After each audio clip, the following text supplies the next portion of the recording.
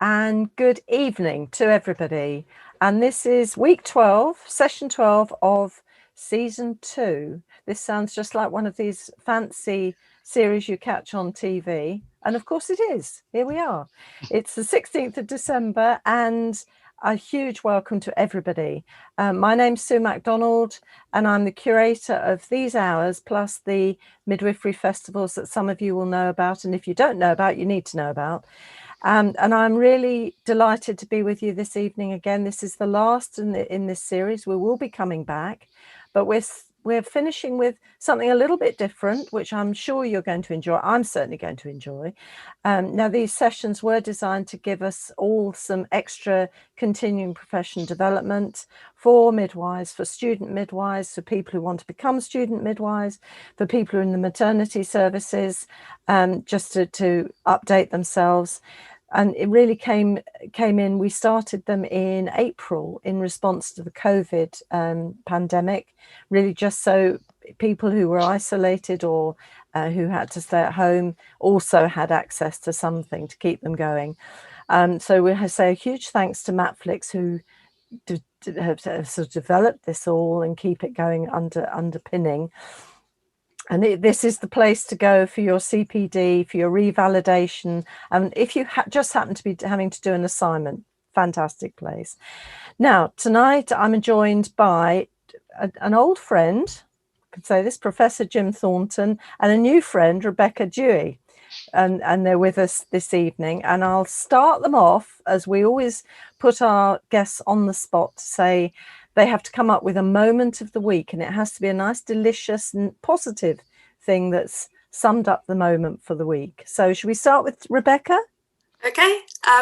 So since lockdown, I've really been embracing doing all of the things that I wouldn't normally have the chance to travel to geographically. And so we've been, me, my partner and myself, we've been in the audience of lots of BBC Radio 4 comedy. And we even got to be in the audience of Mock the Week last week. Whoa. And we were on telly. So there we go. Look out for me if you're paying attention. Wow. She's famous. She's famous. Okay, Jim, now you're going to have to top that one. Yes, I'll never top that. But I've been a bit slow. In fact, the hospital has been a bit slow in getting going with our weekly rather, COVID lateral flow tests. But eventually, last week or this week, I finally got my kit. And I ran my first test yesterday, and I was all clear, negative, and it worked very well. I could see the line very clearly. I know, of course, most of the audience find these easy because they're pregnancy tests, but it was quite tricky for me. I've never done one before, but it gave a clear answer, and I'm okay. So this is the thing with the swab that you dibby in the fluid and then put on a little. That's the one, thing. Yes, and it's lateral flow because it goes into the paper and then it flows, and the antibody catches it if it's. So we're just sharing with the people who haven't experienced this yet. Yes, we will all be doing it before long. It's being rolled out. I gather Rebecca's already doing it in the university, so I'm behind her. Wow. Okay. Well, that's good. Excellent. And go on, while I'm on the floor, I'm all booked for my vaccine on the 31st of December. Oh, fabulous. It's about that, 4:10. Yes, that was the first slot I could get. Fantastic. That's so, and it's such good news, isn't it? I mean, it's really nice now to be seeing the news, and instead of just the statistics and the bad news, which is really sad, to be able to see these older people and NHS frontline staff and care staff having their vaccinations. Fabulous, absolutely fantastic. Really pleased for you, Jim. Thank you for both of your moments of the week. That was fantastic.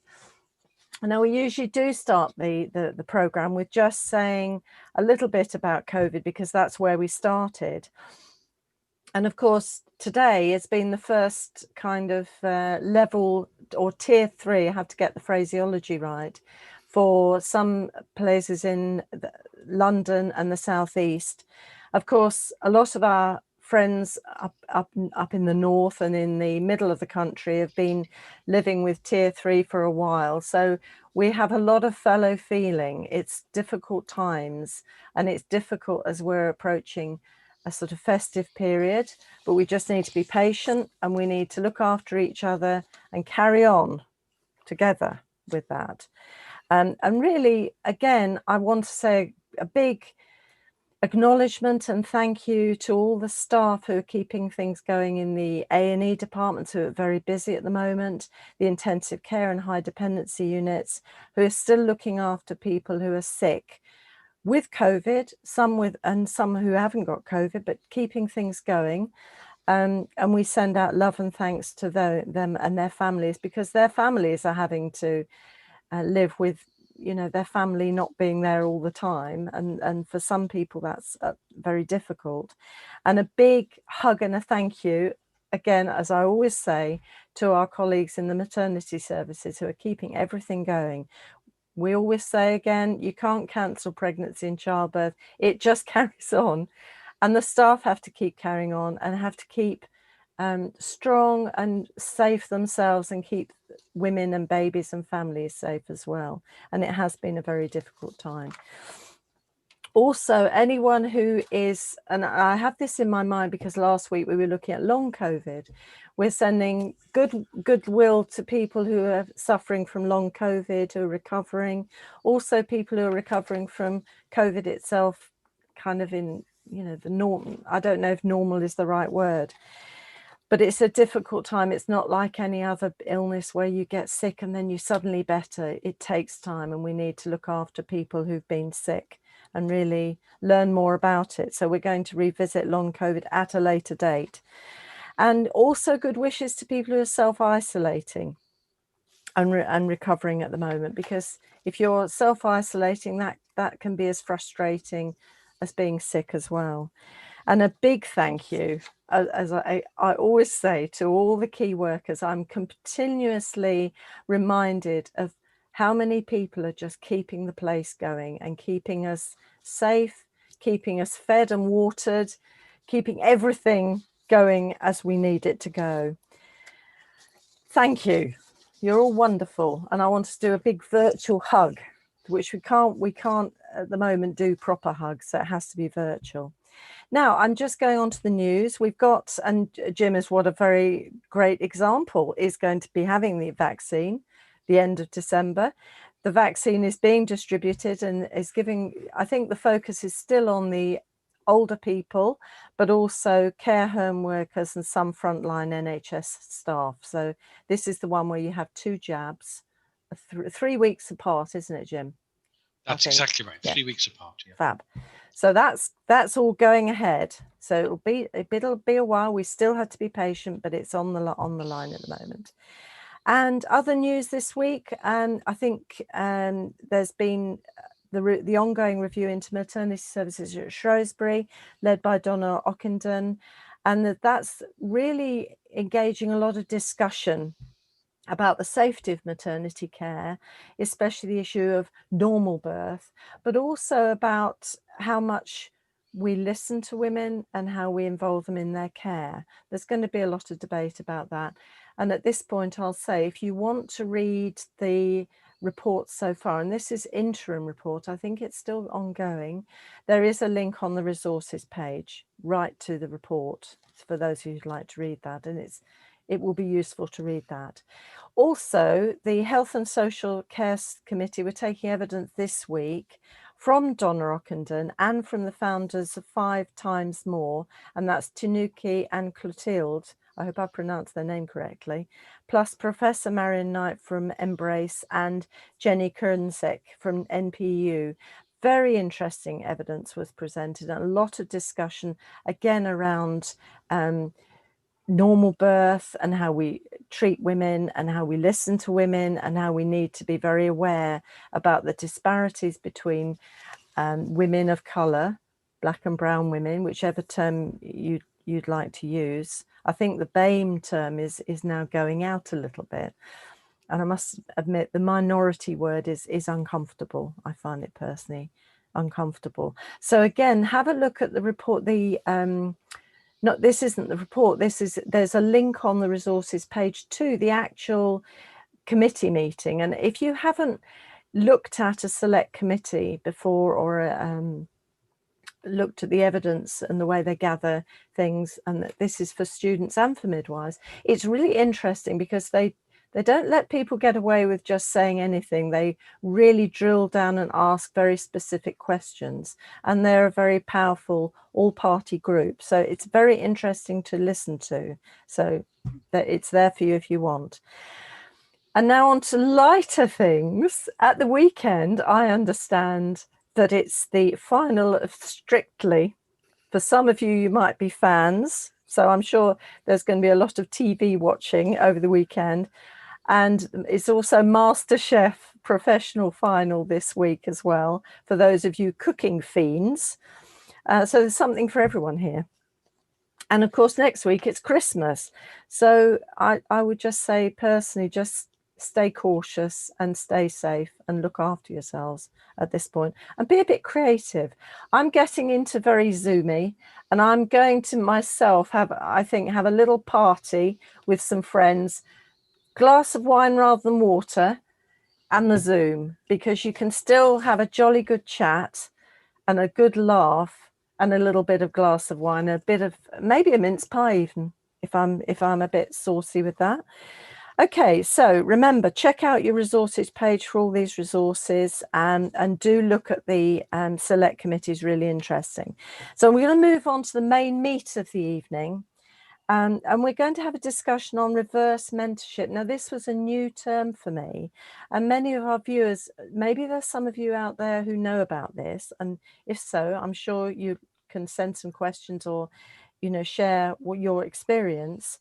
But I know that many of our viewers are familiar with the word mentoring and preceptorship and all those sort of terms, but this was a bit different. And this term was used is when a worker in a senior position, and I think Rebecca might put me right on this, is mentored by someone in a more junior position than they themselves. And the issue about this is that there's very little guidance on how to do it. There's little research on the impact of it, and very little theoretical underpinning of this mechanism for change. And it's very, I'm going to leave much more of it to Rebecca and Jim to share. But since July, Jim has been receiving reverse mentoring from Rebecca. And this is an exciting pilot scheme at the University of Nottingham. So I'm going to start by introducing Rebecca, and I'm delighted to do so. She's she obtained an undergraduate master's degree in physics with theoretical physics from the University of Manchester in 2008. Then she moved into Nottingham to study for her PhD in advanced functional neuroimaging in the Division of Radiological and Imaging Sciences. I can't even say it well. So I'm just amazed in this. And she got that in 2012, and she now works as a research fellow in the neuroimaging at the Sir Peter Mansfield Imaging Centre, also in Nottingham. And I'd like to welcome Rebecca, who's going to start this presentation. So welcome, Rebecca. The screen is now yours.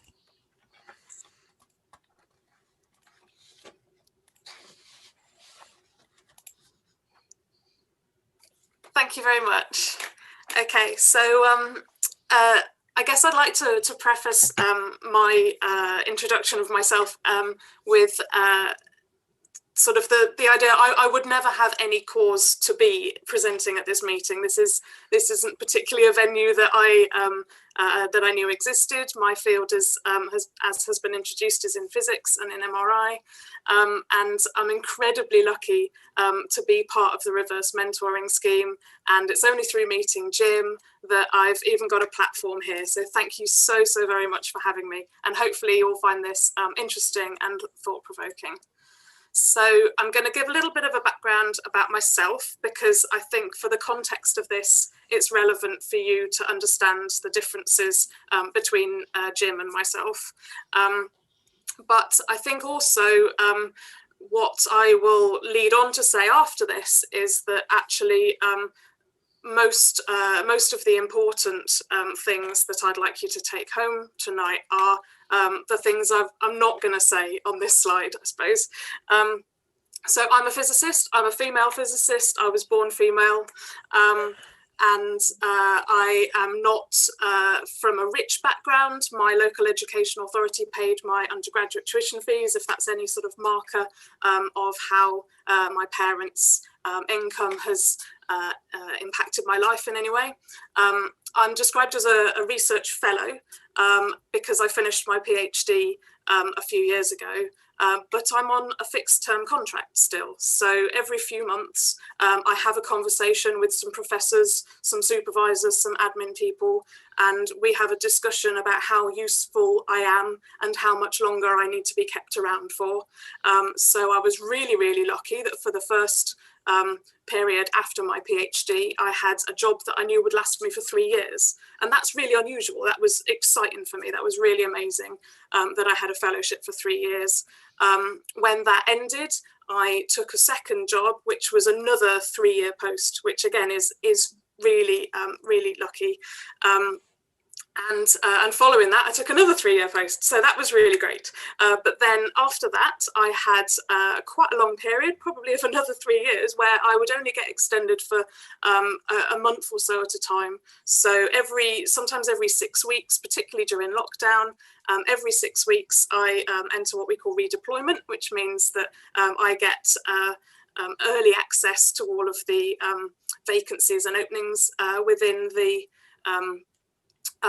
university, and I get to apply for anything that comes up that I think I might be qualified for before they get advertised externally. And that's a little bit stressful because I have a mortgage with my partner. I don't know how much longer I'll be able to contribute to the mortgage. I remember having a conversation a while back when I was thinking about renewing my phone contract, which is probably one of the most expensive things that I buy with my disposable income. And I was thinking, well, do I even really know that I'm going to need a phone for 2 years? Because I don't know if I'm going to be working in 6 months' time. So there is a level of stress that's associated with that. And then what can't you see? So that's literally all I've told you. You can see my ethnicity, but that's about everything that I've put on paper. And so what I would like just to do when we open the floor for discussion is to say that I would like to discuss the context of reverse mentoring in whatever set of characteristics you would like to discuss as well. So there's no sort of protected characteristic that's off the table. We can talk about non-binary gender, about sexuality, about race, whatever you would like to ask. I don't promise to have any answers, but I really think that discussion is incredibly useful and interesting to have. So this is a slide that Stacey Johnson, the professor at the University of Nottingham, who has really pioneered the reverse mentoring scheme. This is a slide that she all talks us through in our training for reverse mentoring. And I don't know if Jim also saw this slide when he had his mentee training, but she likes to talk us through these steps. And so we all we have an image of equality, and that is that everybody has access to the same set of resources, the same set of props, and probably then has the same set of restrictions, of things holding them back. And as you can see in this picture, just giving everybody the same props really doesn't help. There's someone who didn't really need it in the first place. There's someone who, through the national state aid programme, let's say this box is, has now managed to see over the fence. And there's someone for whom he definitely needs another box before he's going to appreciate any of the baseball match over the other side of the fence. We then move on to the idea of equity, whereby everybody can see by about the same amount, but everybody is receiving very different levels of resources. In reality, neither of these things are the case. You actually often have the people who need it least receiving the most support, and the people who need it most receiving the least support. But what we really want to move towards is an area where everybody just has access to the things that they need, where there are no barriers, where why does the fence need to be there? Why can't they just watch the baseball match? So then I'm going to move on to the idea of assumptions. So principally, assumptions exclude people. They're something that perhaps we've developed through evolution to be useful, because we can draw on previous experience and make very quick assessments about a person or a situation. But in the multicultural society where we work, we're global. We really are global. I think there are people on this call from the opposite side of the earth, where it's even daylight and possibly warm. Those assumptions end up excluding people, and they can often be because of their incompleteness. So, for example, conversations around making assumptions about an entire gender. So one of the examples that I often use is assuming that women are interested in fashion and assuming that men are interested in cars. There's a lot of women, sure, that are interested in fashion, and there's a lot of men that are interested in cars. But by assuming that that can actually be divided by gender, you're excluding a lot of people. Another one is assuming that men are trying to work out whether they would want to have sex with you or not. Why is that? Why is their gender specifically relevant to that thought process going on in your mind? And I like to illustrate this with a few more examples. So one that often comes up, particularly in my field, I'm a physicist, I have a PhD, and everyone assumes I'm male. Particularly, say I'm a reviewer on a paper, and they say, "Oh, thank you very much to the reviewer for pointing this out. I don't think he noticed such and such." Why would you assume that I'm male? Because I have a PhD and because I'm a physicist. But that's a really exclusive way of talking and of thinking. And another example is if you go to the bank and you're signing a load of paperwork for your mortgage, and the bank, up until fairly recently, a lot of banks used to have only male pronouns in all of their paperwork and say he, the recipient of this money, and all of those kind of terminology. And you're really, if you're like me, or a woman going into the bank, or a woman being a reviewer on a paper, that's really irritating. Now imagine that for another group of people who are excluded every time we use the pronouns he, she. There are people that don't associate with either of those pronouns, and so they will feel every time that they see that written down, they'll say, "Oh, that's not for me. That's not a bank I should be dealing with. Perhaps this isn't a paper that I should be reviewing for," because they only want people of the pronouns that they've put in all of their documentation. So one of the examples that we can bring forward from our reverse mentoring relationship is discussion about pronouns and that I've brought that up in several ways. And I guess the underpinning line of all of that is that assumptions make people invisible. So the women who like cars and the men who like fashion and the people who are going to the bank who don't identify with the pronoun he, or the people who are reading an article in a magazine who don't identify with either the pronoun he or pronoun she, you're assuming they don't exist. You're assuming they don't need to be acknowledged. You're making them invisible. So then we move on to the idea of fragility. So fragility is making a system, or making yourself, making your institution receptive to acknowledging somebody else's lived experience. Often this triggers responses in people. Often those responses that are triggered are feelings of defensiveness, a want to run away or to get upset, to feel challenged, to feel that they've been insulted, to feel that they've been affronted, or that their views have been deemed invalid. And actually what we're trying to say is a level of that fragility is incredibly good. You need to be challenging your own assumptions. If you get upset, if you get scared by something, ask why. Discuss it with yourself, discuss it with your neighbours, your friends, your colleagues.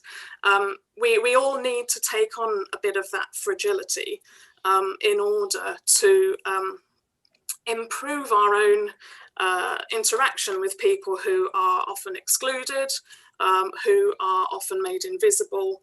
And in order to achieve this idea of inclusion, it's about making people both socially accepted and making sure everybody is treated equally, ultimately. So why, I guess, let's take a step back. Why do we want inclusion? Do we want inclusion? Is it a good idea? There's a moral case for inclusion, which I'm sure you could all think of, that it's about treating everybody equally. So surely by treating everybody equally with dignity and a fair share of resources, is that not just right? Is that not just a human thing to want to do? Is it not a humanitarian goal? But further than that, we're actually now developing quite a bank of research to show that there's a business case for inclusion. And diverse organisations have been shown to have good profits, and they've looked at the specific impact of strategies to improve inclusion and inclusivity within organisations and institutions and cultures, and it has been shown to be financially beneficial. So I'm not going to delve in hugely into that. There's one link to a review which I think I sent Sue earlier. But just to put it out there, that there has been this research and it has been shown to be advantageous. So reverse mentoring potentially is a way that we could start to address this want for inclusion, basically. And there's lots of pedagogical models, lots of teaching theory, and it has been devised by theorists of teaching and of psychology. But just to very briefly sum it all up, because I want to move on to some different discussions. Reverse mentoring is when a worker in a senior position is mentored by someone in a more junior position than themselves. That is the most basic definition of it. But to elaborate on that term more junior, I would like to say it's less perceived power. So often people who are in a position of great perceived power don't have as much power as you think they do, and often people who are in a position of much less perceived power might not be as powerless as you think they are, but they have in some way or another, through characteristics protected or otherwise, they have a disadvantage compared to the person that they are mentoring. So I, as the mentor, am a more junior member of staff. I'm from an underrepresented group in science. Women are an underrepresented group in science. And to a certain degree, we're marginalised because there are more of us on short-term, fixed-term contracts, and that men have a slightly more dominant status within science. So that's how the scheme came about and why we were paired up. So why reverse mentoring? Why has it been chosen? So I mentioned Stacey Johnson. She's a professor in nursing at the University of Nottingham. And she really is pioneering it. She's putting together schemes in several different establishments, most of them related to healthcare. And she's been promoting not just the knowledge of it, but improving practice and trying to work towards a way that we can really capture the impact of it. And as I'm sure you're all aware, it's incredibly difficult sometimes to capture the impact of something, which is incredibly fluid, because you need to be able to develop measurement instruments that not just capture the state of something as it is now, but then capture the state again in a few years' time and try and attribute any of those changes to what you've done in between, and not just what's happened around society and everything else around it. But reverse mentoring has the goals of promoting individual anti-discriminatory practice and organisational culture change. And it's predominantly looking at gender and race equality, but as I said at the very beginning, all protected characteristics are entirely on the table and are very, very relevant and for discussion. And my colleagues and I in the reverse mentoring reflective groups, where we often are discussing disability, sexuality, and lots of other implications of protected characteristics. Its overarching goal is to improve organisational diversity and inclusion. So not just about having people around the organisation, but having them included. How many of them are at higher levels? How many of them are in influential positions? How many of them are on the board of directors compared to on the wellbeing committees and all that sort of thing? So I can discuss that in a bit more detail later if we want. And again, going back to that idea of inclusion, all of these things are done with the goal of increasing profit and productivity within a company.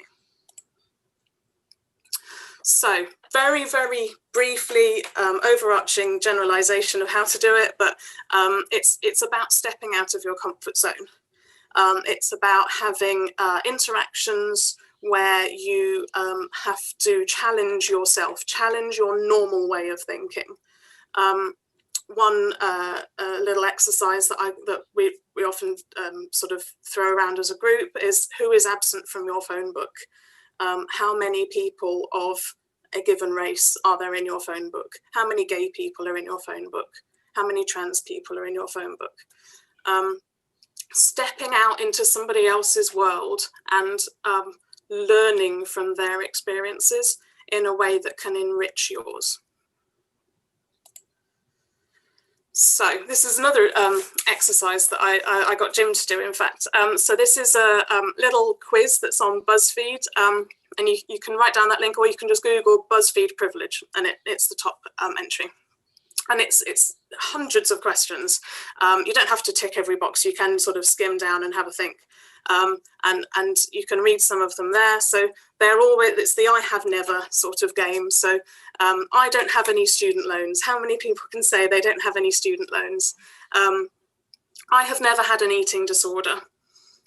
So you can see where these are going. So if you're saying that you have had these things, then you have a degree less privilege than someone who has never had these things done to them. I've never been called a terrorist. What would that do to your mindset if you had been called a terrorist? And so what I asked Jim to do in this situation was read this list and not just tick the ones that are relevant to you, but actually sit and think about, what if I couldn't say I have never on this? What if I was sitting there saying, I have lied about my religion in self-defense? Imagine you're sitting in a board meeting and you've got to impress, the other 6 white men around the table, or whatever it is, white women around the table, because there's a lot of gender equality, I know, in the field. What if you're sitting there thinking, I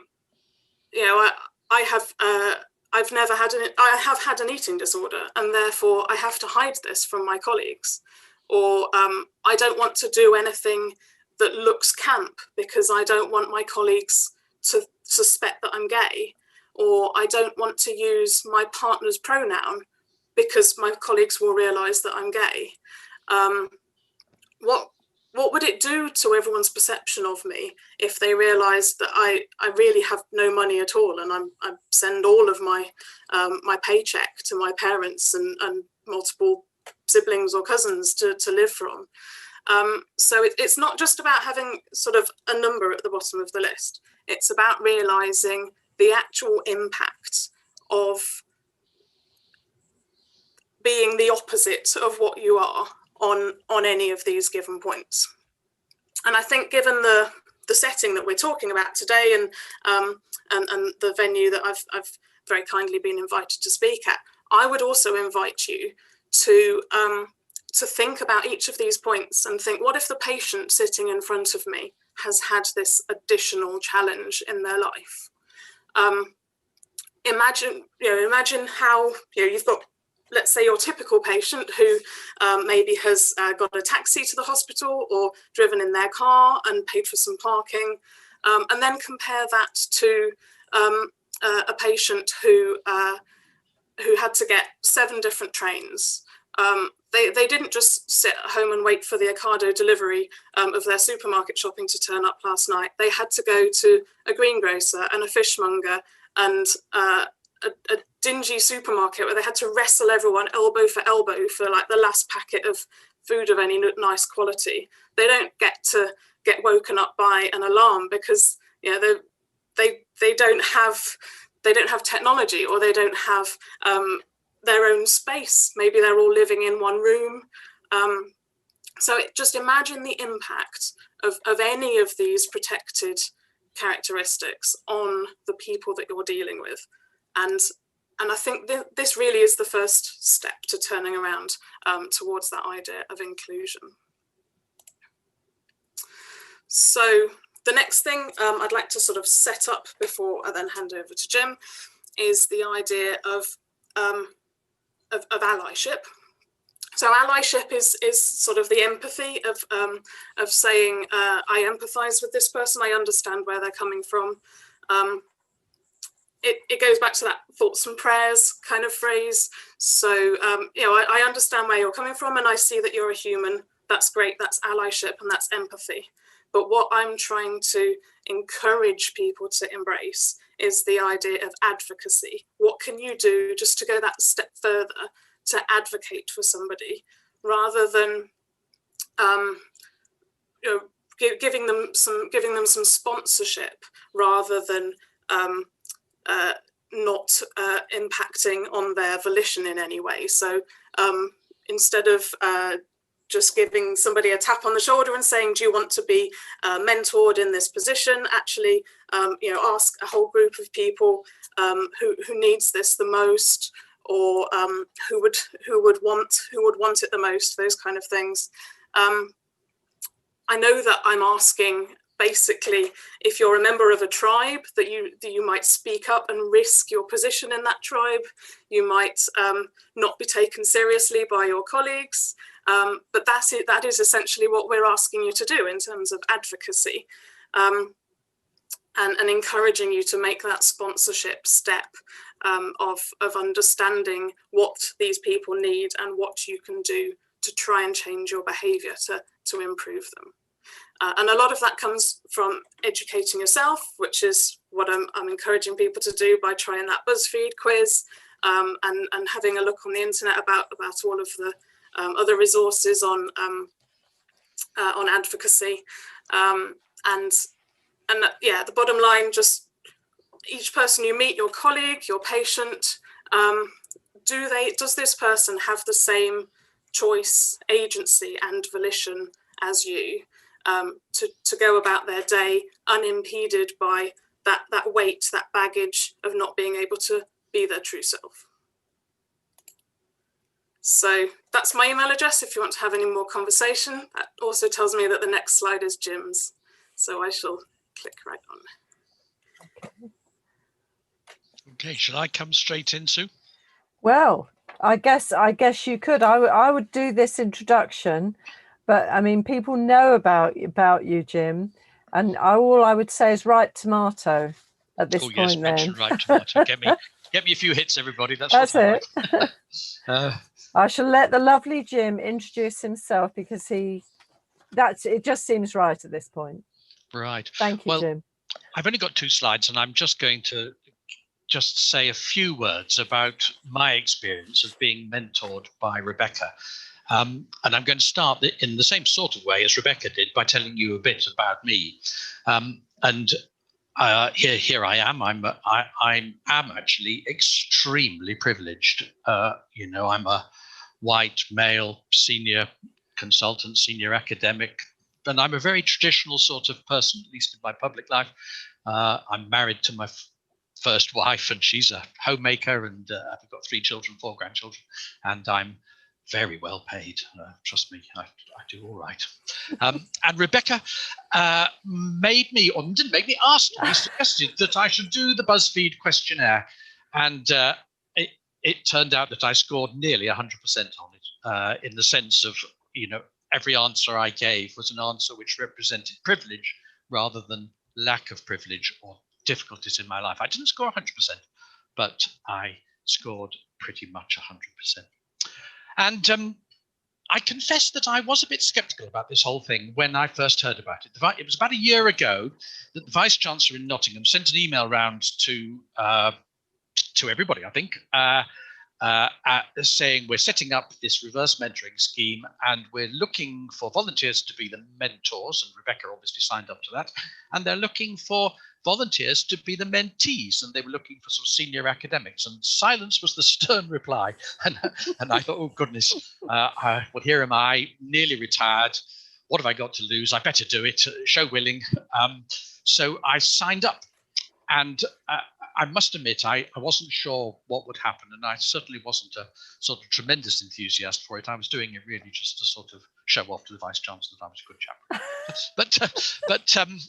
And then nothing happened for a little bit because COVID came along, so the whole thing got delayed, and actually we didn't start, me and Rebecca, until June. So first thing that happened was COVID, and the second thing that happened was Black Lives Matter. And I must admit that had a big influence on me. I used to think that I wasn't a racist. And in fact, if anyone had said, Jim, you're a racist, I would have been shocked and upset at the accusation. I'm not a racist. I am white, but I'm not a racist. I don't treat black people differently. But Black Lives Matter and some of the programs on the television, the BBC around that time, and one particular one, which was a review of the Stephen Lawrence affair, made a big impression on me. I think it probably was about May time, in the middle of lockdown.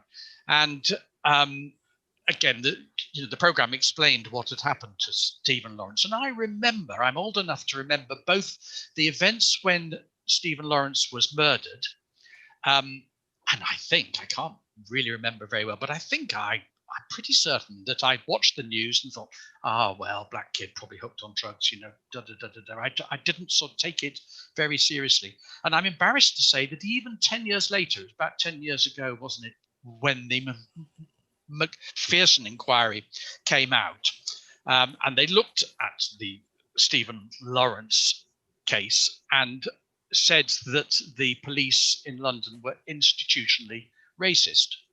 And again, I remember thinking, are they really? No, surely the police are good chaps. There must have been a bit more to this than meets the eye. And of course, knowing what I know now about Black Lives Matter and just having been made more aware, I mean, Stephen Lawrence was a completely, he was just a kid murdered. If he'd been a white kid, my attitude would have been quite different. And it brought me up short to realize that there was quite a bit of racism left in my bones. I thought it had gone, but it was there. So can I have my next slide, Rebecca? So I'm going to talk about what I've learned. And actually, I've mentioned the Black Lives Matter. I'm not going to say any more about that because I think I learned that without Rebecca's help. That was there before I started, although this whole exercise has made me not just think about it, but talk about it. And I have talked about it with friends and a few colleagues, and I think that's been useful. I hope it has a little bit. Rebecca reminded me, Rebecca, when we started in our first few sessions, we did talk about transgender people and transgender people in obstetrics and maternity. And I confess that my attitude was, oh my goodness, this is rather small print. I think I probably used the expression, a first world problem. Why really is this an issue? But as we talked, I realized, and I don't think Rebecca quite reminded me, but she managed to sort of make me remember an early experience when I was first came to Nottingham. I came to Nottingham about 20 years ago as a professor of obs and gynae. And I'd previously been working in Leeds, and I arrived in the new department, sorry, an old department, but I was the new professor. And I had all sorts of great ideas about what I was going to do. And one of them was, I thought, here I am with a department. I'm going to make my department a little bit gay friendly. I'm going to put up a few posters that indicate that I'm not homophobic, and I'm going to, just, a rainbow sign or something like that on the door. That would be a good thing to do, wouldn't it? And I thought about it, but I didn't do it. And I just didn't do it, not because I was frightened of doing it or felt it would be a bad thing. I just forgot to do it. I was a new professor and there were 1,000 other things on my plate, and I forgot about it. And I realized through this exercise that I'm in a very similar position now with regard to transgender colleagues.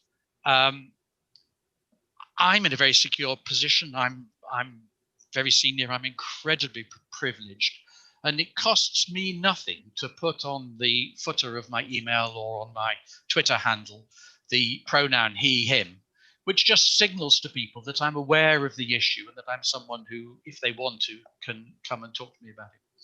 And I agonized a bit about it, and Rebecca will remember, because I thought, I can't do that. I mean, goodness me, people know Jim. He's not, he's a bit of an old-fashioned guy. If they suddenly see he, him on Jim's footer, they'll say, what's come over him? And I didn't mind that, but I was worried that people would think I was virtue signaling, trying to show off how woke I was, and I didn't want to do it, and I anyway. But while I was thinking about it, I came across a rather nice article by someone who was talking about exactly that issue. And he was, I think he was a man, but he was a very privileged person, a bit like me. And he said, goodness me, Jim, it costs you nothing to do that. What's the worst that'll happen is someone will say, what are you thinking of, Jim? And it might be helpful to someone. So do it. So I have done it. And this guy didn't fall in. And for quite a long time, nothing happened at all, except one gay colleague wrote to me and said, Jim, what are you on? But apart from that, the silence was the stern reply. But over the I suppose it's nearly 4 months since I did it, it's provoked quite a few interesting conversations, and I hope it's been a small contribution to helping in this area. And I'm happy to go over to questions now. Okay. Well, thank you very much to both of you for setting out the process. I'll wait. There aren't any questions. The reason I'm looking over here is I'm waiting for the questions to come through.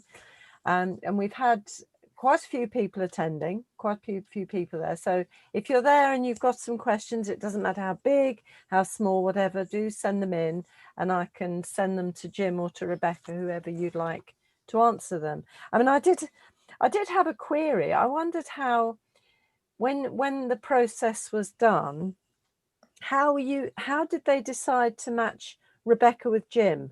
Why weren't you linked up with somebody else? How did it work? Because Rebecca is a physicist and you are an obstetrician. Yes. Well, was it done to be completely different? Is that how it was done? No, I don't think it was anything to do with that at all. Actually, just senior and junior, I think, in the university.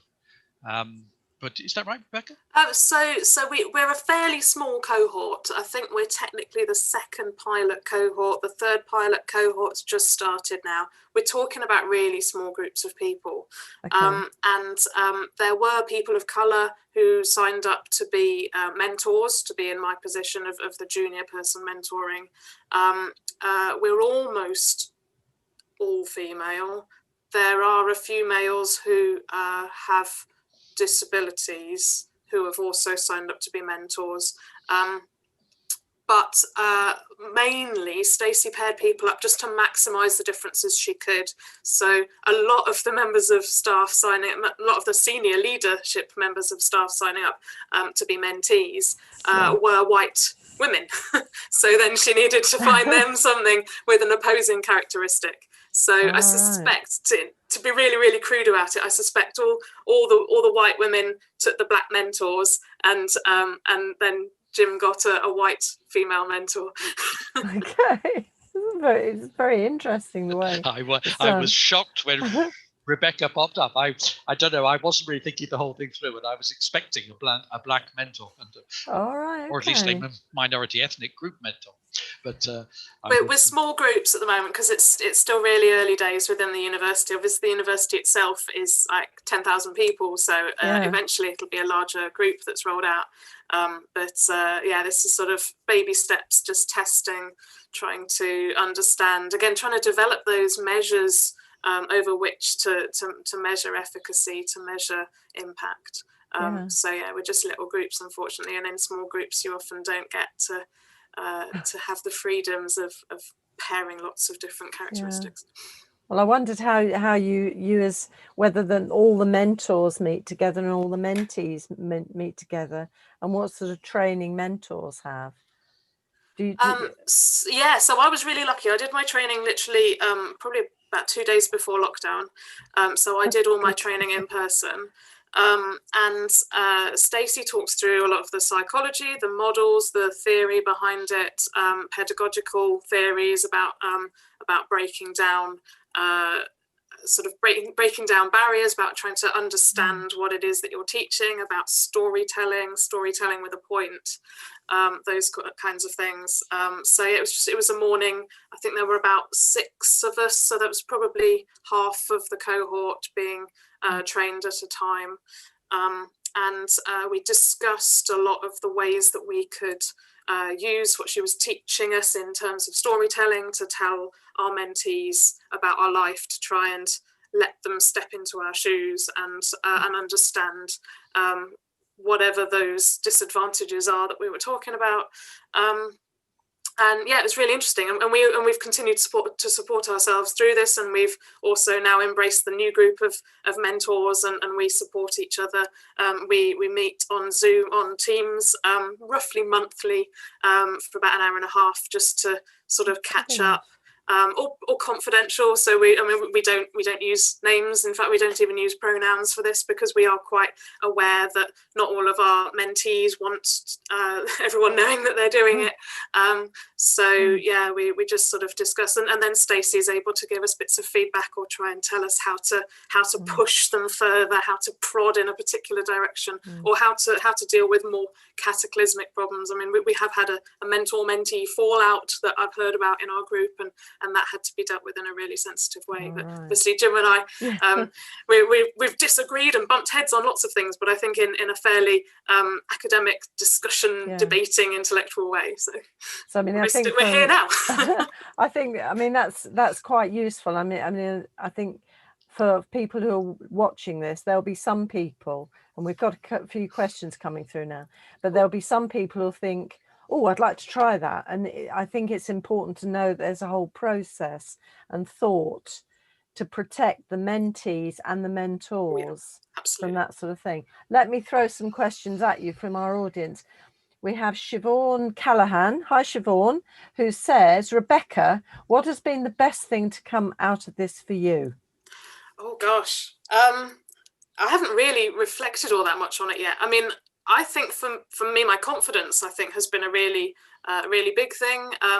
Sort of saying something to Jim and have him not just dismiss it, but to go, oh, why do you think? I disagree, but I want to know why you think that first. And that's been a massive boost on my confidence, and giving me the opportunity to really vocalize the thought processes behind a lot of what I picked up in the training. So of that old sort of adage of you teach, you understand. Well, I loved the training. It was really exciting. I liked sort of breaking down all of this idea. Why doesn't everyone just think inclusion is the best thing in the world? It seems so straightforward to me. Why doesn't everyone else just want it to be the case? And then actually trying to impart that viewpoint to somebody, not on somebody. I don't want to just convince Jim, but I want to make him understand why I've come to that conclusion. That's been a really fascinating process in my own mind. Fabulous. Well, how about Jim? What's the best thing been for you? Well, I've enjoyed chatting to Rebecca. We have an hour a month. We've had 6 now, so that's been and they've been really very stimulating. Actually, I've learned a lot. It's been fun, and I think the best thing has been actually when Rebecca sends me off with my exercises to try and say something to someone. And there was one particular issue where a friend of mine, a distant friend, is rather racist, and I tackled that person and got a pretty short reply. And then sometime later, that person engineered a meeting with me to say that what I had said was actually, I mean, it wasn't that person didn't say, "Oh, Jim, you're absolutely right," and I disagree completely. But they'd obviously thought enough about it to come back and specifically, sort of engineer a chance to say that something I had said had struck home, and I found that quite moving, actually. Oh, that's great. Okay. I do think one-on-one this thing, or small groups, is better. I mean, I'm active on Twitter, and I think Twitter is a very bad forum for this sort of thing. Everyone gets terribly cross, and the Brexiteers and the Remainers bash each other, and the Trumpists and the anti-Trumps, and whereas in fact we are all really quite reasonable people, and one-on-one we can get through to each other in a good way. I mean, Twitter's fine, and it does raise the issue, and I probably wouldn't be here if it wasn't for Twitter making me think about it in the first instance. But doing it in the flesh, one-on-one is, or at least on Zoom, one-on-one is better. Well, I guess it's easier to put yourself in someone's shoes than on Twitter, where you might just not have that relationship with somebody that you can kind of understand them more. Yes. Twitter's very anonymous as well, and anonymity empowers people to be nasty. I'd agree with you on that. Okay, thank you for that. Now we have Elizabeth Smith, who's asked a very good question. Hi, Elizabeth. Thank you. In light of recent maternity news, such as the Ockenden interim report, do we think reverse mentoring could help? That's quite a complex one. That is a complex one, isn't it? I mean, I think the answer is yes. I'm not. Is it all right if I go first? Yes. Yeah, I think so. I mean, I don't have a very clear answer, but I have been thinking about whether we should introduce this in our sort of NHS hospital in Nottingham, Queenston City.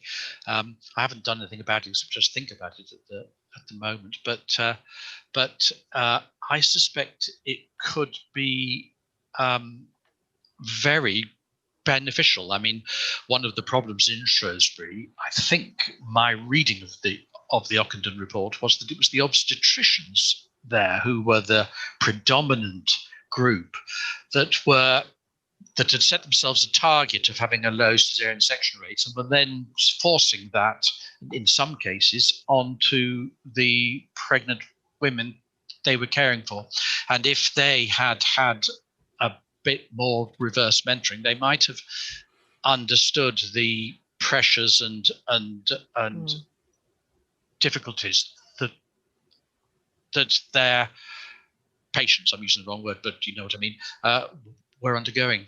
So I think it could be helpful. I can't quite think specifically, but yeah, I suppose it's going back to processes and the whole system, isn't it? Making sure you're not just doing it in a very simplistic way, because it's quite complex, the whole thing. Yeah. Okay. Well, I have one more question because we're running out of time. I can't believe it. And this is from Ren, who says, hi, I think this is a brilliant idea. Yes, it is, Ren. I'm a student midwife and was wondering if this would be a good idea for students with their practice supervisors. How do you think that could work in this capacity? Well, I think it's already being trialled somewhere. I've definitely heard. I'm not sure where. I don't know what department or where, but yes, there's definitely plans to roll it out as a student to supervisor thing. I think for a while we've been talking about this 360 feedback kind of idea, and this is just a really it sort of externalizes that. It gives you the opportunity to discuss things with somebody who isn't perhaps your direct line manager, which is the whole idea of having a mentor. Anyway, if you were to have a more senior mentor, to not have one who's directly influential in your future. So yes, I think so many aspects that can be applied to. Fabulous. Anything from Jim? This is the last moment. Well, I agree, and actually, this evening is inspiring me to see what we can do in the labour ward. I mean, the labour ward is a very tricky area. There's it's very high tension, and everyone gets very it's very worried, and what we do matters an awful lot, and the personal relationships in obstetrics and midwifery can be very difficult. And I think this isn't going to be the complete answer, but it's one way in which we might help and improve some of those things. So if anyone wants to come up and say they have an idea to me tomorrow, feel free. Now's your chance, anyone. Yeah. I think the only thing with Ren was asking about the student midwives with their practice supervisors, and it occurs to me that it has more value. You don't want to have it too much that you might be interfering with the management, if you like. In a way, the anonymity is kind of better, isn't it, in some ways? It's rather good, and it's rather nice for me to be tutored by Rebecca, who's a physicist. You know, we can speak freely and nothing's ever going to get back. And that's very important. I think that's a really good point to end on. It's confidential. Yeah. Absolutely. And I just we could carry on for ages. And I hope Rebecca and Jim, you'll come back perhaps sometime next year when you're publishing a model further, maybe. I'm just setting you up now, Jim. And Rebecca, actually, because what a fantastic project and what a fantastic pairing you've been, and fantastic for you to share what you've been not going through, but sharing your shoes, as it were. And thank you so much. It's been fantastic. And as always, I could listen to you all for ages more, but the time has come to an end. So I just want to say a big, big thank you to Rebecca and Jim for joining us this evening. Some of us will be on social media answering some questions later. And otherwise, just to remind you, your resources will be available on Facebook. This whole presentation will be repeated at the end of the week and put on Facebook and available. And we're just to say, next week we're having a little bit of a break because it's Christmas. We are coming back on the 6th of January, and we're having a little bit of a New Year jamboree. And it would be good if people who are watching now would like to feedback to us on maybe their favorite program from the series. And we're sort of thinking about doing a sort of like they do on these pop shows, the number 1 and the number 2, whatever. So if you want to vote, you could vote. And for anyone who's doing some forward planning, we've got our London Online Festival on the 13th of January and the All Ireland Festival on the 9th of February. So in the meantime, I'd like to say on behalf of NSA and on behalf of everyone here, actually, stay safe and well. Have a wonderful Christmas. Stay cautious, stay safe, and look after yourselves, look after your families and friends. And we'll see you after Christmas. Thank you.